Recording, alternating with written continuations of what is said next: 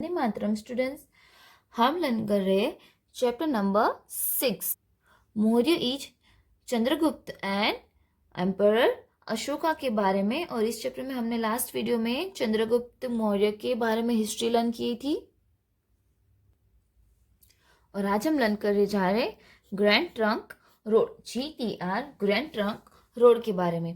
It is the oldest and longest road in Asian continent. अभी Asia खंड में सबसे पुराना और सबसे लंबा और मेन रोड उसको माना जाता है।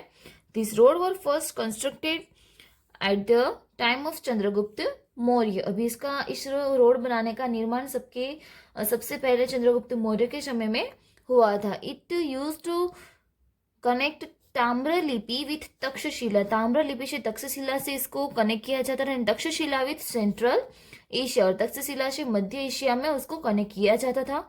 Eight the time this road extended from the Ganges plain to Gandhara. अभी गंगा की जो मैदान है वहां से गांधार तक इसको फैलाया गया था। The road was rebuilt during the reign of Shershah Suri. Shershah Suri जो है उनके समय में भी इसको फिर से बनाने की शुरुआत की गई थी।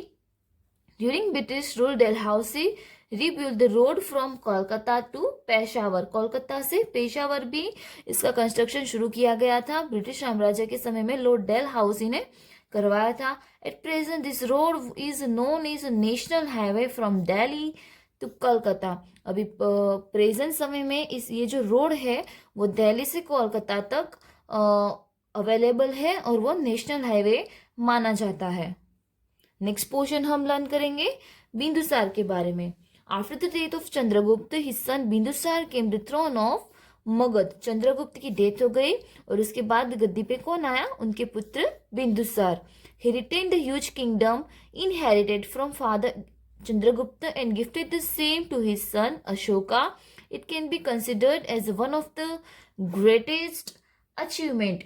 यानी कि जो बिंदुसार थे वो भी बहुत ही अच्छे राजा थे क्योंकि उनके पिता ने उनको बहुत बड़ा साम्राज्य दिया था। वो उन्होंने मेंटेन रखा, उसको यथावत रखा, उसको टिकाए रखा और वो अपने बेटे को भी दिया। ये बिंदुसार की सबसे बड़ी अचीवमेंट थी। चंद्रगुप्त ने बहुत कुछ अचीव किया था, वो उन्होंने बिंदुसार को दिया। बिंदुसार ने उसको संभाला, उसमें कुछ बढ़ाया और वो उनके पुत्र जो अशोका है, जो सम्राट अशोक जिसके बारे में हम लर्न करेंगे, उनको भी ये गिफ्ट दिया। During the rule of Bindusara prince Sushil was appointed governor of Takshashila and Prince Ashoka of Avanti. अभी बिंदुसार के जो पुत्र थे उनमें से उनके पुत्र राजकुमार सुशीम जो है उसको तक्षशिला और राजकुमार अशोक को अवंती के राज्यपाल बनाए गए। Susima fail to control the rebellion in Takshashila during his time while Ashoka successfully spread the rebellion. यानी कि सुशीम जो है वो तक्षशिला में कुछ प्रॉब्लम्स हुई थी जिसको हल्ला हुआ था, कुछ रिबेलियन जिसको बोलते हैं, उसको कंट्रोल करने में वो सक्सेस नहीं हुए थे। जहाँ की अशोक जो है वो बहुत ही अच्छी तरीके से सक्सेस हुए थे और ये जो हल्ला हुआ था उसको उन्होंने दबा दिया था, उसको उन्होंने स्टॉप कर दिया था। Bindusar did not conquer any new territory during his reign but maintained friendly relation with Greek kings। अभी ग्रीक जो है राजा वो उनके दादी यानी कि उनकी मदर जो है उसका मायका हुआ। तो हेलेना जो है उनके पुत्र थे चंद्रगुप्त मौर्य एंड हेलेना के पुत्र थे बिंदुसार। इसलिए बिंदुसार ने कोई नए प्रदेश के ऊपर जीत तो हासिल नहीं थी लेकिन ग्रीक राजाओं के साथ उन्होंने रिलेशन मेंटेन किए थे। He reigned on the throne of Magध for about 25 years। अभी उन्होंने 25 years तक मगध के ऊपर शासन किया था। नेक्स्ट पोर्शन हम लर्न करेंगे एम्परर अशोका, सम्राट Ashok. After the death of father Bindusara Ashoka had clash with his elder brother Shushim and half brother, otherwise step brother.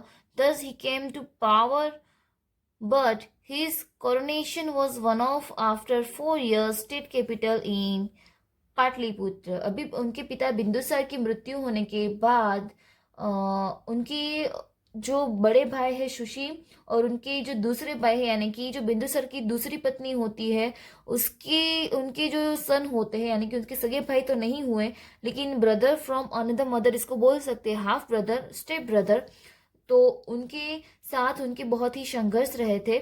इसीलिए बिंदुसार की मृत्यु के बाद अशोक के ऊपर पूरी रिस्पॉन्सिबिलिटीज तो आ गई थी लेकिन उनका कोरोनेशन यानी कि राज्य अभिषेक जो है वो गद्दी पे आने के 4 साल के बाद हुआ था और पाटलिपुत्र पे उनका राज्याभिषेक हुआ था। After the coronation Ashoka increase the royal inheritance inherited from his father. अभी राज्याभिषेक के बाद अशोक को अपनी पिता की तरफ से जो वारस में मिला था राज्य विस्तार उनके अंदर उन्होंने बढ़ावा किया। According to his stone inscription his empire extended from Kanda and Peshawar on northwestern border to Nepal in northern India up to Mysore, present day Karnataka in the south, Gujarat Saurashtra in the west, Magad present Bihar in east and Kaling present by the Odisha। अभी यहाँ पे उनके साम्राज्य के बारे में किया गया है कि उनके शिलालेखों में बताया गया है कि उनका साम्राज्य है वो वायव्य सरहद पे आया, जो कंदर है वहां से पेशावर, कंदर और पेशावर से उत्तर भारत में जो नेपाल आया है, साथ ही साथ साउथ में जो मैसूर आया है यानी कि हल्का कर्नाटक, फिर पश्चिम दिशा में गुजरात सौराष्ट्र तक और पूर्व में मगध यानी कि अभी का जो बिहार है और कलिंग यानी कि अभी का जो उड़ीसा है वहां तक उनका शासन था।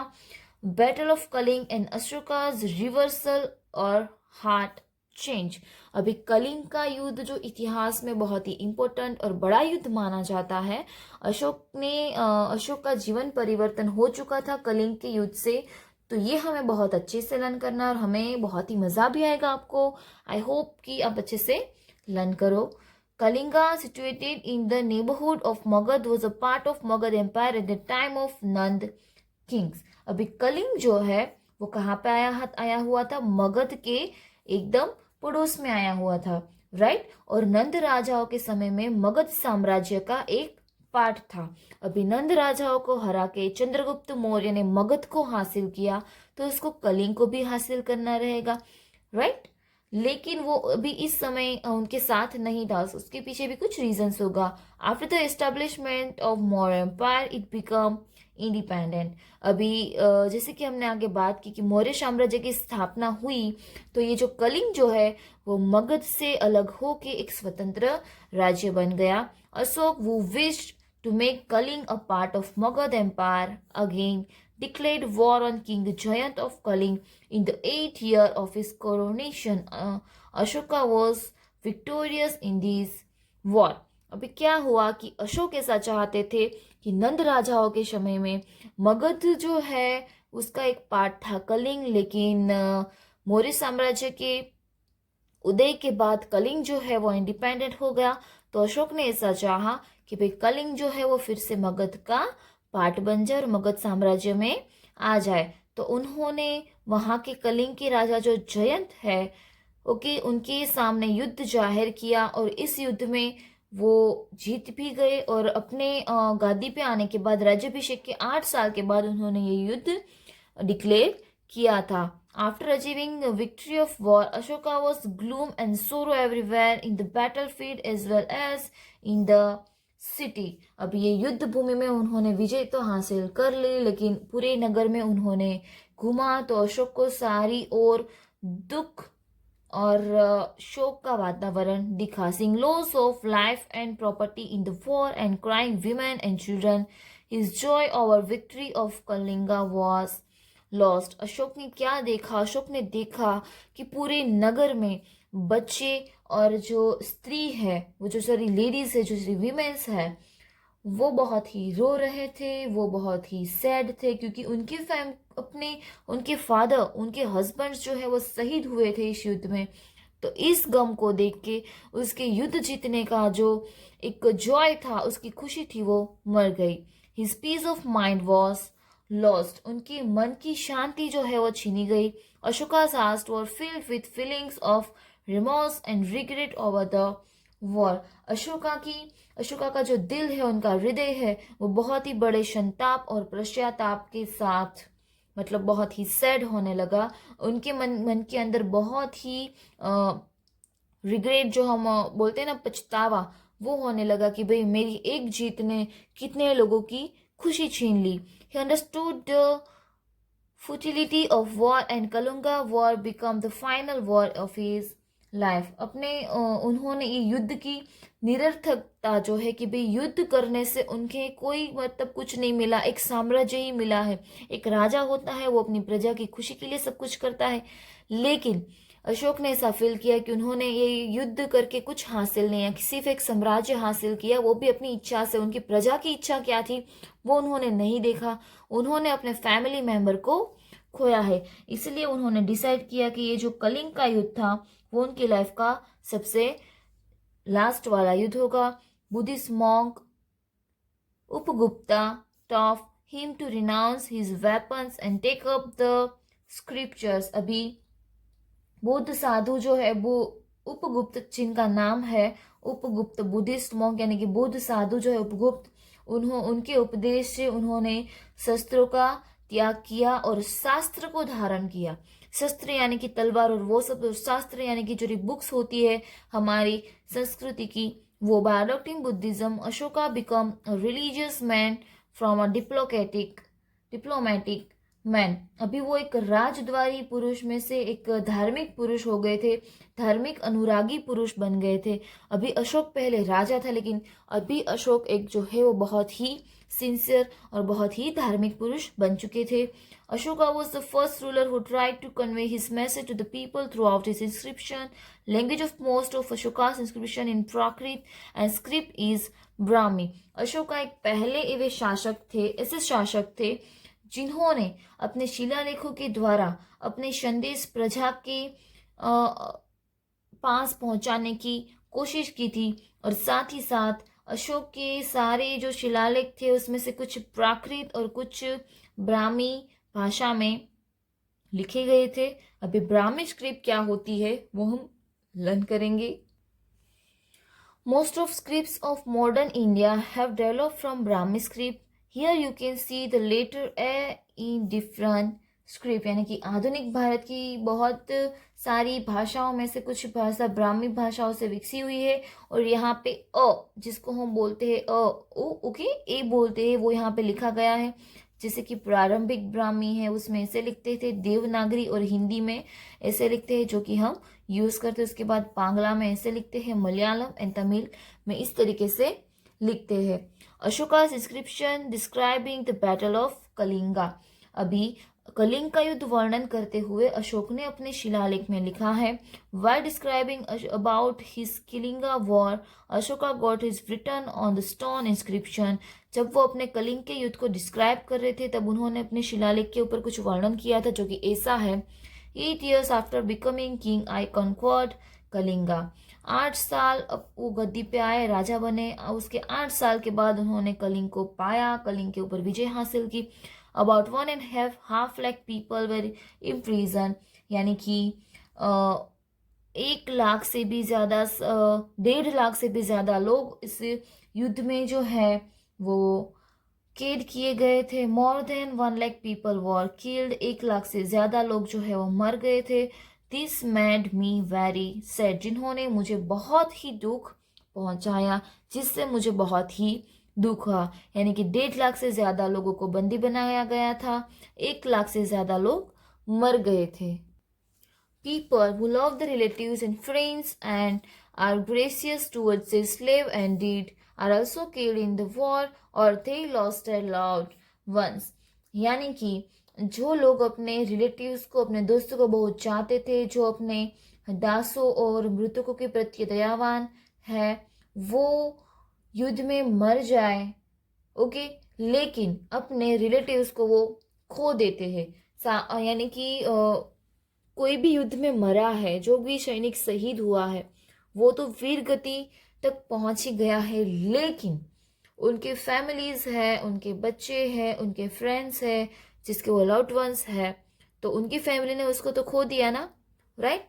सो आई एम रिग्रेटिंग, यानी कि अभी मुझे पछतावा हो रहा है। Now I have decided to follow Dhamma and teach to other people its place, यानी कि अभी वो धम्म का पालन करने वाले थे और लोगों को इसके बारे में उपदेश देना चाहते थे. He believe that winning people's heart throughout Dhamma is better than forcefully winning people, यानी कि धम्म के माध्यम से लोगों का दिल जीतने में ही अच्छा है.